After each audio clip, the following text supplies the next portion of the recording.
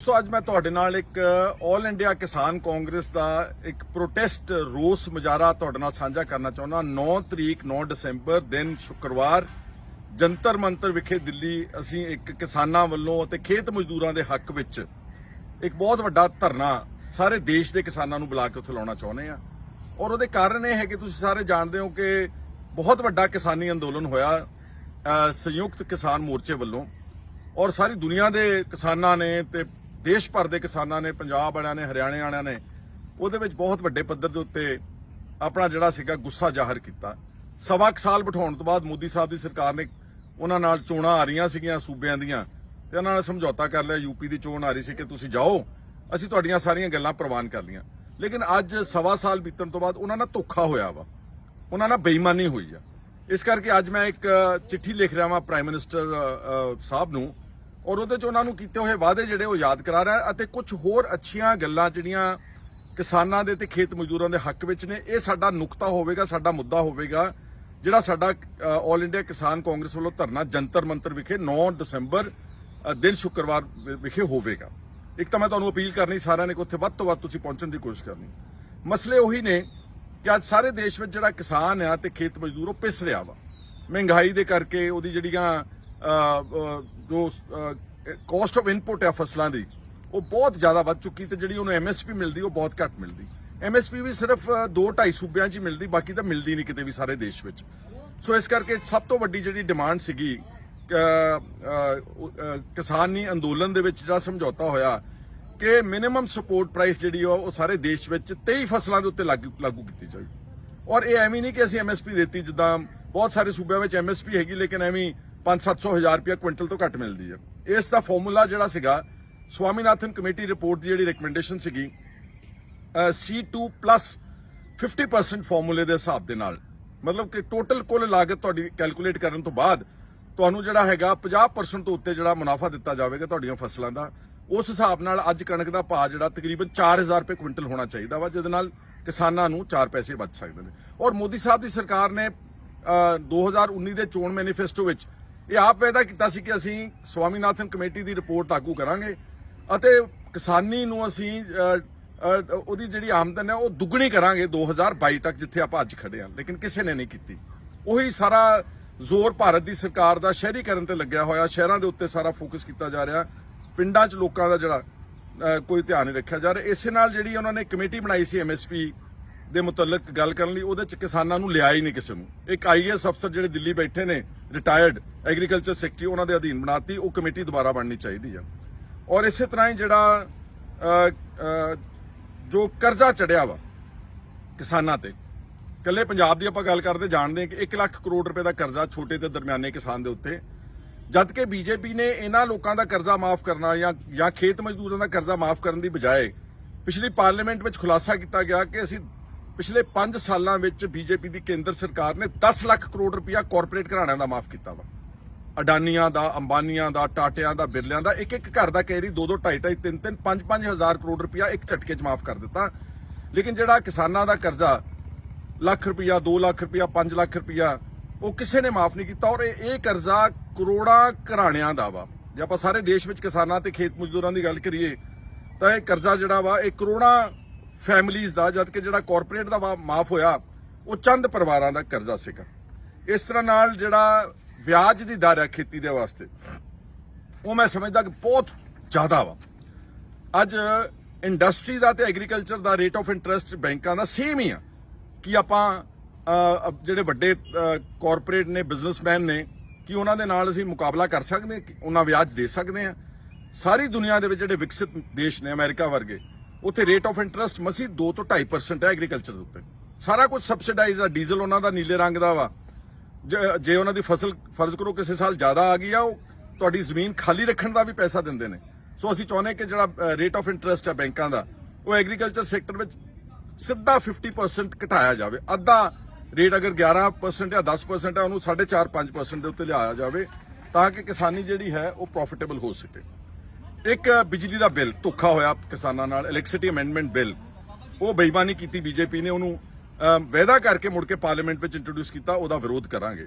ਇੱਕ ਜਿਹੜਾ ਰੌਂਦਿਆ ਸੀਗਾ ਕਿਸਾਨਾਂ ਨੂੰ ਤੇ ਇੱਕ ਜਰਨਲਿਸਟ ਨੂੰ ਲਖੀਮਪੁਰ ਖੇਰੀ ਵਿੱਚ ਅਜੇ ਮਿਸ਼ਰਾ ਜਿਹੜੇ ਮਿਨਿਸਟਰ ਹੈ ਗਵਰਨਮੈਂਟ ਆਫ ਇੰਡੀਆ ਦੇ ਹੋਮ ਮਿਨਿਸਟਰ ਆ ਸਟੇਟ ਦੇ, ਉਹਨਾਂ ਦੇ ਮੁੰਡੇ ਨੇ, ਉਹ ਅੱਜ ਤੱਕ ਬੇਇਨਸਾਫੀ ਜਾਰੀ ਆ। ਉਹਦੇ ਵਿੱਚ ਉਸ ਮਿਨਿਸਟਰ ਨੂੰ ਮੋਦੀ ਸਾਹਿਬ ਨੂੰ ਆਪਣੀ ਸਰਕਾਰ ਚੋਂ ਕੱਢਣਾ ਚਾਹੀਦਾ ਵਾ, ਔਰ ਉਹ ਜਿਹੜੇ ਗੁਨਾਹਗਾਰ ਆ ਉਹਨਾਂ ਨੂੰ ਬਹੁਤ ਵੱਡੀ ਸਜ਼ਾ ਮਿਲਣੀ ਚਾਹੀਦੀ, ਕਿਉਂਕਿ ਉਹਨਾਂ ਨੇ ਬਹੁਤ ਬੇਰਹਿਮੀ ਦੇ ਨਾਲ 4 ਵਿਅਕਤੀਆਂ ਨੂੰ ਆਪਣੀ ਜੀਪ ਦੇ ਥੱਲੇ ਰੌਂਦ ਕੇ ਕੁਚਲ ਦਿੱਤਾ ਸੀਗਾ।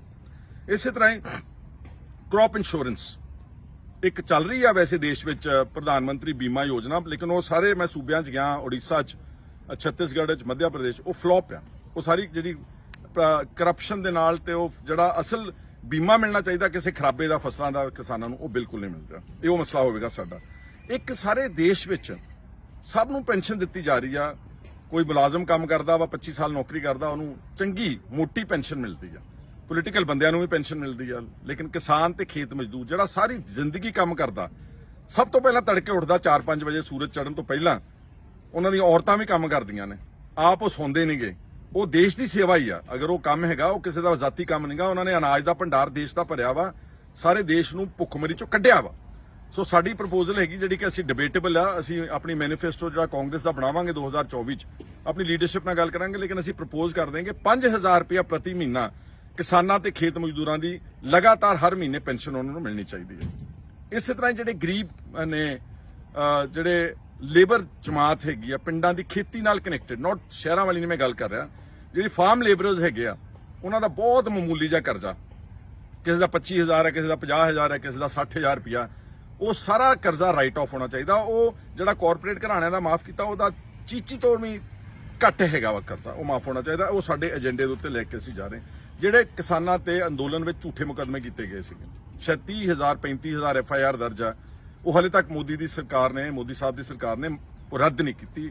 ਉਹਨੂੰ ਰੱਦ ਕਰਾਉਣਾ ਵੀ ਇਸ 9 ਤਰੀਕ ਦੇ ਧਰਨੇ ਦਾ ਸਾਡਾ ਏਜੰਡਾ ਹੋਵੇਗਾ। ਔਰ ਇਸੇ ਤਰ੍ਹਾਂ ਹੀ ਜਿਹੜਾ ਕਿਸਾਨ ਮਾਰੇ ਗਏ ਸੀ ਅੰਦੋਲਨ ਵਿੱਚ, ਉਹਨਾਂ ਦੇ ਪਰਿਵਾਰਾਂ ਨੂੰ ਹਲੇ ਤੱਕ ਸਹੀ ਮਾਇਨਿਆਂ ਵਿੱਚ ਜਿੰਨੀ ਕੰਪਨਸੇਸ਼ਨ ਮਿਲਣੀ ਚਾਹੀਦੀ ਸੀਗੀ, ਉਹ ਨਹੀਂ ਦਿੱਤੀ ਗਈ। ਔਰ ਇੱਕ ਮੈਂ ਨਾਲ ਆਪਣੀ ਅੱਛੀ ਸਕੀਮ ਮੈਂ ਆਪਣੇ ਵੱਲੋਂ ਦੇ ਰਿਹਾ ਵਾਂ ਕਿ ਜਿਹੜੀ ਨਰੇਗਾ ਸਕੀਮ ਹੈ, ਮਨਰੇਗਾ ਜਿਹਨੂੰ ਕਹਿੰਦੇ ਆ ਲੇਬਰ ਦੀ, ਉਹ ਚੱਲ ਰਹੀ ਆ ਸਾਰੇ ਦੇਸ਼ ਵਿੱਚ, ਲੇਕਿਨ ਮੈਂ ਦੇਖ ਰਿਹਾ ਕਿ ਕਾਫੀ ਜਗ੍ਹਾ ਤੇ ਉਹਦਾ ਦੁਰਉਪਯੋਗ ਹੋ ਰਿਹਾ ਵਾ। ਬਹੁਤ ਸਾਰੇ ਜਗ੍ਹਾ ਤੇ ਅਫਸਰ ਜੌਬ ਕਾਰਡਸ ਵਗੈਰਾ ਝੂਠੇ ਸੱਚੇ ਬਣਾ ਕੇ ਪੈਸੇ ਖੁਰਦ-ਬੁਰਦ ਕਰ ਰਹੇ ਨੇ। ਅਗਰ ਮਨਰੇਗਾ ਸਕੀਮ ਨੂੰ ਖੇਤੀਬਾੜੀ ਦੇ ਨਾਲ ਜੋੜਿਆ ਜਾਵੇ, ਨਾਲੇ ਤਾਂ ਸਾਰਾ ਸਾਲ ਜਿਹੜੇ ਲੇਬਰ ਆ, ਜਿਹੜੇ ਦਿਹਾੜੀਦਾਰ ਆ, ਉਹਨਾਂ ਨੂੰ ਲਗਾਤਾਰ ਕੰਮ ਮਿਲੇਗਾ, ਜੌਬ ਕਾਰਡ ਹੋਲਡਰਸ ਨੂੰ, ਤੇ ਜਿਹੜਾ ਕਿਸਾਨ ਹੈਗਾ ਉਹਨੂੰ ਸਬਸਿਡਾਈਜ਼ਡ ਲੇਬਰ ਮਿਲ ਜੇਗੀ। ਵੈਸੇ ਤਾਂ ਸਾਰੀ ਪੇਮੈਂਟ ਗਵਰਨਮੈਂਟ ਆਫ ਇੰਡੀਆ ਕਰ ਸਕਦੀ, ਪਰ ਜੇ ਨਹੀਂ ਤੇ ਫਿਰ ਇਹ ਜਿਹੜੀ ਮਨਰੇਗਾ ਦੀ ਲੇਬਰ ਦੀ ਕਾਸਟ ਆਊਗੀ ਖੇਤਾਂ 'ਚ ਕੰਮ ਕਰਨ ਵਾਸਤੇ, ਫਸਲਾਂ ਵੱਢਣ ਤੇ ਬੀਜਣ ਦੇ ਵਾਸਤੇ, ਉਹ ਅੱਧਾ ਕਿਸਾਨ ਚੱਲ ਲਵੇ 50%, ਤੇ ਅੱਧਾ ਜਿਹੜਾ ਕਾਸਟ ਹੈ ਉਹਦੀ ਗਵਰਨਮੈਂਟ ਆਫ ਇੰਡੀਆ ਚੱਲ ਸਕਦੀ। ਇਸ ਨਾਲ ਲੇਬਰ ਸਬਸਿਡਾਈਜ਼ ਵੀ ਹੋ ਜੂਗੀ ਤੇ ਲੇਬਰ ਨੂੰ ਕੰਮ ਵੀ ਮਿਲੇਗਾ। ਇੱਕ ਜਿਹੜੇ ਵੱਡੇ ਸਾਈਲੋਜ਼ ਬਣ ਰਹੇ ਨੇ ਦੇਸ਼ ਵਿੱਚ, ਸਾਰੇ ਜਿਹੜੇ ਸਾਈਲੋਜ਼ ਮਤਲਬ ਗੋਦਾਮ ਬਣ ਰਹੇ ਨੇ ਸਟੀਲ ਦੇ, ਤੁਸੀਂ ਦੇਖੇ ਹੋਣੇ ਵੱਡੇ ਵੱਡੇ ਜਿੱਦਾਂ ਮੋਗੇ ਵਿੱਚ ਬਣਿਆ, ਇਹ ਸਾਰੇ ਲਗਭਗ ਅਡਾਨੀ ਨੂੰ ਦਿੱਤੇ ਜਾ ਰਹੇ ਨੇ ਜਾਂ ਇਸ ਪੱਧਰ ਦੇ ਉੱਤੇ ਕਾਰਪੋਰੇਟਸ ਨੂੰ ਦਿੱਤੇ ਜਾ ਰਹੇ ਨੇ। ਇੱਕ ਪ੍ਰੋਜੈਕਟ ਜਿਹੜਾ ਵਾ ਉਹ ਸੈਂਕੜੇ, ਸ਼ਾਇਦ ਕੁਝ ਹਜ਼ਾਰ ਕਰੋੜ ਰੁਪਏ ਦਾ ਪ੍ਰੋਜੈਕਟ ਹੈਗਾ ਵਾ। ਇਹਨੂੰ ਕਿਸਾਨਾਂ ਨੂੰ ਕਿਉਂ ਨਹੀਂ ਭਾਈਵਾਲ ਬਣਾਇਆ ਜਾਂਦਾ ਜੀ? ਜ਼ਮੀਨ ਕਿਸਾਨਾਂ ਦੀ, ਕੰਮ ਕਿਸਾਨੀ ਦਾ, ਫਸਲ ਕਣਕ ਤੁਸੀਂ ਰੱਖਣੀ ਆ, ਸਟੋਰ ਕਰਨੀ ਆ, ਉਹ ਕਿਸਾਨ ਪੈਦਾ ਕਰਦਾ ਵਾ। ਗਵਰਨਮੈਂਟ ਨੂੰ ਅਸੀਂ ਸਲਾਹ ਸੁਝਾਅ ਦੇ ਰਹੇ ਇਸ ਚਿੱਠੀ ਦੇ ਜ਼ਰੀਏ ਕਿ ਇਸ ਨੂੰ ਤੁਸੀਂ ਕੋਆਪਰੇਟਿਵ ਜਿਹੜੇ ਸੁਸਾਇਟੀਜ਼ ਬਣਾ ਕੇ ਫਾਰਮਰਸ ਦੀਆਂ, ਫਰਜ਼ ਕਰੋ ਇੱਕ ਤੁਸੀਂ ਮੋਗੇ ਬਣਾਇਆ, ਤੁਸੀਂ ਅਡਾਨੀ ਨੂੰ ਨਾ ਦਿਓ, ਉਹਦੇ ਵਿੱਚ ਤੁਸੀਂ ਜ਼ਿਆਦਾ ਨਹੀਂ ਤਾਂ 10000 ਕਿਸਾਨ ਨੂੰ ਭਾਈਵਾਲ ਬਣਾਓ। ਜਿਹੜੀ ਸਾਈਲੋਜ਼ ਉੱਤੋਂ ਆਮਦਨ ਆਊਗੀ ਉਹ ਜਿਹੜੀ ਆ ਉਹ ਕਿਸਾਨਾਂ ਦੇ ਆਮਦਨ ਦੇ ਵਿੱਚ ਗਿਣੀ ਜਾਵੇ, ਜਿਨ੍ਹਾਂ ਦੀ ਜ਼ਮੀਨ ਲਈ ਜਾ ਰਹੀ ਆ ਜਾਂ ਨੇੜੇ ਤੇੜੇ ਜਿਹੜੇ ਕਿਸਾਨ ਉਸ ਸਾਈਲੋ ਦੇ ਨਾਲ ਕਨੈਕਟਡ ਨੇ। ਕਿਉਂਕਿ ਮੈਂ ਹੁਣੇ ਮੱਧ ਪ੍ਰਦੇਸ਼ ਗਿਆ ਸੀ, ਉੱਥੇ 4 ਸਾਈਲੋਜ਼ ਦੇ ਰਹੀ ਆ ਗਵਰਨਮੈਂਟ ਆਫ ਇੰਡੀਆ, ਉਹ 4 ਦੇ 4 ਹੀ ਮੇਰੇ ਖਿਆਲ ਆ ਕਿ ਅਡਾਨੀ ਟਾਈਪ ਬੰਦੇ ਉੱਥੇ ਲੈ ਕੇ ਜਾ ਰਹੇ ਨੇ, ਕਿਸੇ ਕਿਸਾਨ ਨੂੰ ਨੇੜੇ ਨਹੀਂ ਲੱਗਣ ਜਾ ਰਿਹਾ। ਔਰ ਇਹਨਾਂ ਨੇ ਵੀ ਕਰਜ਼ਾ ਚੱਕਣਾ ਬੈਂਕਾਂ ਤੋਂ ਸਾਈਲੋ ਬਣਾਉਣ ਵਾਸਤੇ। ਕਿਸੇ ਨੇ ਆਪਣੀ ਜੇਬ ਚੋਂ ਤਾਂ ਪੈਸਾ ਲਾਉਣਾ ਨਹੀਂਗਾ, ਸਾਰਾ ਪੈਸਾ ਬੈਂਕਾਂ ਨੇ ਦੇਣਾ ਤੇ ਫਿਰ ਸਾਈਲੋ ਬਣਨੇ। ਤੇ ਜੇ ਉਹੀ ਸਾਈਲੋਜ਼ ਵਿੱਚ ਕਿਸਾਨਾਂ ਨੂੰ ਤੁਸੀਂ ਭਾਈਵਾਲ ਬਣਾਓਗੇ ਜਾਂ ਖੇਤ ਮਜ਼ਦੂਰਾਂ ਨੂੰ ਵੀ ਲਿਖੋਗੇ ਵਿੱਚ, ਕੋਆਪਰੇਟਿਵ ਸੁਸਾਇਟੀ ਬਣਾ ਕੇ ਉਹਨਾਂ ਨੂੰ ਇੱਕ ਪਾਰਟਨਰਸ ਬਣਾਓਗੇ, ਉਹਦੇ ਨਾਲ ਇਹਨਾਂ ਨੂੰ ਆਮਦਨ ਵਧੇਗੀ। ਸੋ ਇਸ ਤਰ੍ਹਾਂ ਦੇ ਮੁੱਦੇ ਲੈ ਕੇ ਅਸੀਂ ਸਾਰੇ 9 ਦਸੰਬਰ ਨੂੰ ਅਸੀਂ ਜੰਤਰ ਮੰਤਰ ਵਿਖੇ ਪਹੁੰਚ ਰਹੇ ਹਾਂ। ਜਿੰਨੇ ਵੀ ਤੁਸੀਂ ਸਤਿਕਾਰਯੋਗ, ਜਿੱਥੇ ਵੀ ਤੁਸੀਂ ਬੈਠੇ ਹੋ, ਪੰਜਾਬ ਹਰਿਆਣੇ, ਜਾਂ ਜਿਹੜੀ ਗੱਲ ਮੇਰੀ ਸਮਝਦੇ ਹੋ, ਮੇਰੀ ਤੁਹਾਨੂੰ ਸਭ ਨੂੰ ਅਪੀਲ ਹੈ ਕਿ ਠੀਕ ਹੈ ਸਾਡੀ ਪਾਰਟੀ ਦਾ ਪ੍ਰੋਗਰਾਮ ਹੈਗਾ, ਪਰ ਸੱਦਾ ਜਿਹੜਾ ਉਹ ਸਭ ਨੂੰ ਖੁੱਲਾ, ਕਿਸਾਨਾਂ ਨੂੰ ਆਓ ਆਪਾਂ ਇੱਕ ਵਾਰ ਪਾਰਲੀਮੈਂਟ ਸੈਸ਼ਨ ਸਟਾਰਟ ਹੋ ਜਾਣਾ 7 ਤਰੀਕ ਤੋਂ, ਉਹਦੇ ਮੂਹਰੇ ਪਤਾ ਲੱਗੇ ਕਿ ਦੇਸ਼ ਦੇ ਕਿਸਾਨ ਜਿਹੜੇ ਨੇ ਆਪਣਾ ਅਧਿਕਾਰ ਮੰਗਣ ਵਾਸਤੇ ਤੁਹਾਡੇ ਕੋਲ, ਤੁਹਾਡੇ ਦਰਵਾਜ਼ੇ ਦੇ ਉੱਤੇ ਖੜੇ ਨੇ। ਔਰ ਇਹ ਪਹਿਲੀ ਐਜੀਟੇਸ਼ਨ ਹੈ ਜਿਹੜੀ ਮੈਂ ਬਤੌਰ ਚੇਅਰਮੈਨ ਆਲ ਇੰਡੀਆ ਕਿਸਾਨ ਕਾਂਗਰਸ ਦੇ ਉਲੀਕੀ ਆ। ਸਾਡੇ ਇਸ ਪ੍ਰੋਗਰਾਮ ਵਿੱਚ ਕਾਂਗਰਸ ਦੀ ਜਿਹੜੀ ਵੱਡੀ ਲੀਡਰਸ਼ਿਪ ਹੈ ਦਿੱਲੀ ਤੋਂ ਨੈਸ਼ਨਲ ਪੱਧਰ ਦੀ, ਉਹ ਸਾਰੇ ਹਿੱਸਾ ਲੈਣਗੇ। ਮੈਂ ਕੋਸ਼ਿਸ਼ ਕਰੂੰਗਾ ਕਿ ਸਾਡੇ ਪ੍ਰਧਾਨ ਸਾਹਿਬ ਜਿਹੜੇ ਖੜਗੇ ਜੀ ਬਣੇ ਨੇ ਉਹ ਵੀ ਸਾਡੇ ਇਸ ਇਕੱਠ ਵਿੱਚ ਆਉਣ ਤਾਂ ਕਿ ਕਿਸਾਨਾਂ ਦੀਆਂ ਗੱਲਾਂ ਜਿਹੜੀਆਂ ਸੁਣ ਸਕਣ। ਅਤੇ ਇਸ ਦਾ ਮਕਸਦ ਇਹ ਹੈਗਾ ਕਿ 2024 ਦੀ ਜਿਹੜਾ ਇਲੈਕਸ਼ਨ ਹੋਵੇ ਦੇਸ਼ ਦੀ, ਉਹਦੇ ਮੈਨੀਫੈਸਟੋ ਦੇ ਵਿੱਚ ਇਹ ਸਾਰੇ ਨੁਕਤੇ ਕਾਂਗਰਸ ਪਾਰਟੀ ਕਿਸਾਨਾਂ ਤੇ ਖੇਤ ਮਜ਼ਦੂਰਾਂ ਦੇ ਨਾਲ ਵਾਅਦਾ ਕਰੇ। ਇਸ ਮਕਸਦ ਨਾਲ ਤੁਹਾਡੇ ਅੱਜ ਵਿਚਾਰ ਸਾਂਝੇ ਕੀਤੇ ਸੀਗੇ। ਮੇਰੀ ਫਿਰ ਤੁਹਾਨੂੰ ਬਹੁਤ ਅਪੀਲ ਹੈ ਦਿਲੋਂ ਕਿ 9 ਦਸੰਬਰ ਨੂੰ ਜੰਤਰ ਮੰਤਰ ਵਿਖੇ ਸਵੇਰੇ 11 ਵਜੇ ਪਹੁੰਚ ਕੇ ਸਾਡੇ ਇਸ ਪ੍ਰੋਟੈਸਟ ਨੂੰ, ਇਸ ਧਰਨੇ ਨੂੰ ਤੁਸੀਂ ਕਾਮਯਾਬ ਕਰਨਾ, ਕਿਉਂਕਿ ਤੁਹਾਡੇ ਤੋਂ ਬਗੈਰ ਕੋਈ ਕਾਮਯਾਬ ਨਹੀਂ ਕਰ ਸਕਦਾ।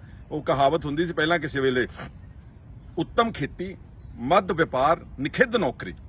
ਸਭ ਤੋਂ ਵਧੀਆ ਐਗਰੀਕਲਚਰ ਸੀ, ਦੂਜੇ ਨੰਬਰ ਤੇ ਵਪਾਰ ਸੀ, ਤੀਜੇ ਨੰਬਰ ਤੇ ਨੌਕਰੀ ਸੀ। ਹੁਣ ਸਾਰਾ ਕੰਮ ਉਲਟਾ ਹੋ ਗਿਆ ਕਿਉਂਕਿ ਨੀਤੀਆਂ ਸਾਡੇ ਇਸ ਦੇਸ਼ ਵਿੱਚ ਕਿਸਾਨਾਂ ਦੇ ਹਮੇਸ਼ਾ ਉਲਟ ਬਣੀਆਂ ਨੇ। ਤਾਂ ਅੱਜ ਐਗਰੀਕਲਚਰ ਸਭ ਤੋਂ ਥੱਲੇ, ਹਾਲਾਂਕਿ ਸਭ ਤੋਂ ਕਲੀਨ ਪ੍ਰੋਫੈਸ਼ਨ ਹੈ, ਇਹਦੇ 'ਚ ਕੋਈ ਭ੍ਰਿਸ਼ਟਾਚਾਰ ਨਹੀਂ ਹੈ। ਬਾਕੀ ਸਭ ਕੋਈ ਟੈਕਸ ਚੋਰੀ ਕਰਦਾ ਵਾ, ਕੋਈ ਸਰਕਾਰੀ ਮੁਲਾਜ਼ਮ ਪੈਸੇ ਖਾਂਦਾ ਵਾ। ਬਹੁਤ ਕਿਸਾਨ ਤੇ ਖੇਤ ਮਜ਼ਦੂਰ ਆ ਜਿਹੜਾ ਖੂਨ ਪਸੀਨੇ ਦੀ ਕਮਾਈ ਕਰਕੇ ਆਪਣੇ ਦਸਾਂ ਨੌਹਾਂ ਦੀ ਕਿਰਤ ਨਾਲ ਰੋਟੀ ਖਾਂਦਾ। ਸੋ ਚਲੋ ਦਿੱਲੀ 9 ਦਸੰਬਰ ਜੰਤਰ ਮੰਤਰ। ਧੰਨਵਾਦ।